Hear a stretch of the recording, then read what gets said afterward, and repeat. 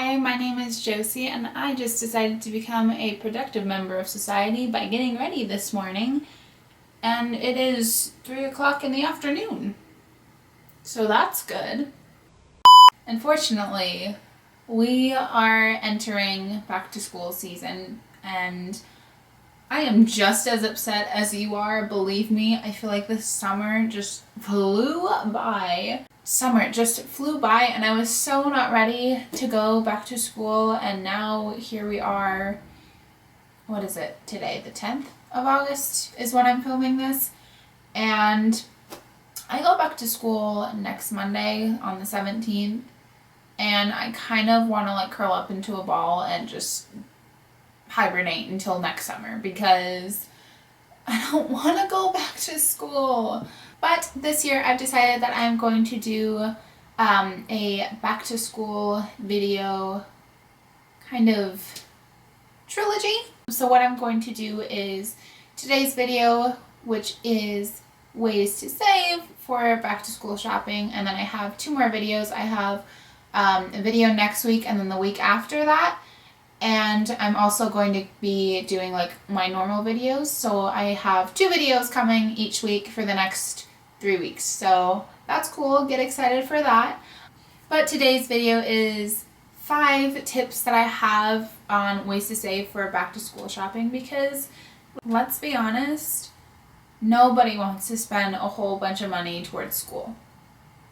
Like, that is the last thing I want to blow all my money on is school. So, I'm here to help you out. My first tip is to reuse the stuff that you used last year or last semester, because chances are you still have that stuff left over. Like, if you're using folders, you can totally reuse up folders if they aren't too like crazy damaged. Notebooks, you probably didn't use that whole 5 subject spiral that you bought last year, so you can just rip out whatever pages you already used and keep the ones that you have that are empty.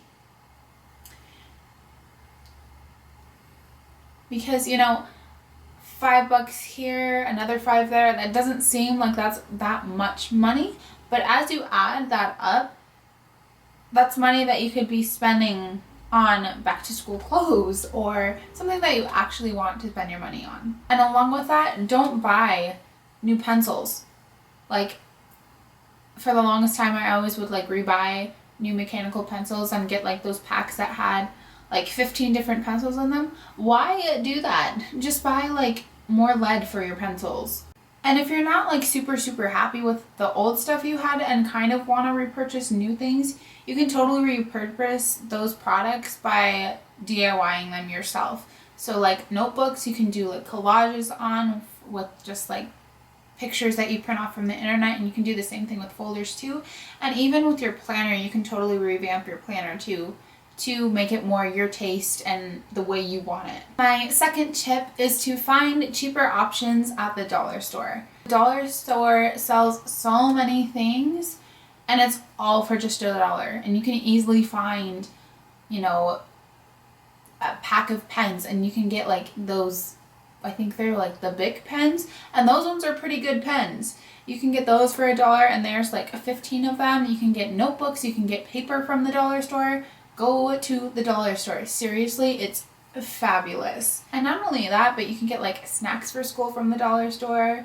You can get, you know, like notebook cards, index cards to study with from the dollar store. You can get like highlighters from the dollar store. And you can find like makeup too from the dollar store for a super treat, which I'm all about that. When you are buying things from Target, Walgreens, Walmart, all those good places, always check their ads for coupons. And if they don't have coupons in their ads, always check on the internet, like use apps like Retail Me Not. Don't ever go anywhere without looking up online if they have a coupon, or looking up on Retail Me Not. I cannot tell you how much money I have saved from using Retail Me Not, from printing off coupons. And you can just like look it up on your phone when you're standing in line and have them do it that way. 15% off here, 10% off there, it adds up. Tip number 4. My next tip is to show your student ID Certain places like clothing stores too will give you discounts for being a student. I think places like Bed Bath & Beyond do student discounts. Forever 21 does student discount. So like if you're doing school supply shopping, show your student ID so you can get a discount. It might be like 5% off or 10% off, but that's money that goes back to you and that you can hold on to and spend on something else or save. Tip number 5, and this one really goes out to my college students who have to spend like $1 bajillion on college textbooks. Can I get a amen, please? Textbooks are so expensive and they add up so fast. Like one of my classes this semester, I need 3 different textbooks, and they're like, that's a lot. And that's just for one of my classes. I have 4 other classes, and each of those classes needs a textbook or a reading book or some kind of reading material that I have to buy on top of tuition that I'm already paying. So first things first, you should never buy your books from your school bookstore, because even though it's super convenient, school's bookstore for the most part is going to be the most expensive place to get your books at, because they can jack up the prices. So instead of doing that, you can rent books, you can borrow books from friends that have already had that class. Like I know that there's websites too where you can Google like where you're going to school, the professor, and then the class, and it'll give you like people's comments saying whether or not they needed that textbook, so that way you don't even have to buy the textbook for your class. Yes, please. I use Slugbooks. Slugbooks is a site where it basically does a comparison from all kinds of different places. So it goes from like Amazon to like Chegg.com and Half.com, and it shows you the cheapest option. Like if you want to buy a book, if you want to rent it, it shows you like all these options from all these different websites on one website, so you can just click whichever book you want to buy. Like I said, whether it's a brand new book, if it's used, or if you just want to rent a book, you can just find it that way and save a ton of money. So that is it for today's video. I hope you guys liked my saving tips for back to school. If you did, please give this video a big thumbs up so I know you liked it. And also please follow me on, Twitter, Tumblr, Instagram, all that fun stuff. It'll all be linked down below as well as at the end of the video, like it always is.